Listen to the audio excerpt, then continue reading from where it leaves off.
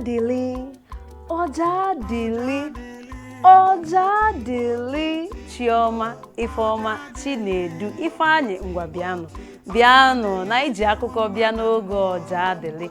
Ịmakwa na oge Ojadili bụ oge anyị na-ewetara unu akụkọ ifo, ihe egwuregwu, ihe ga-eme ka unu na-echeta na unu bụ ndị Igbo.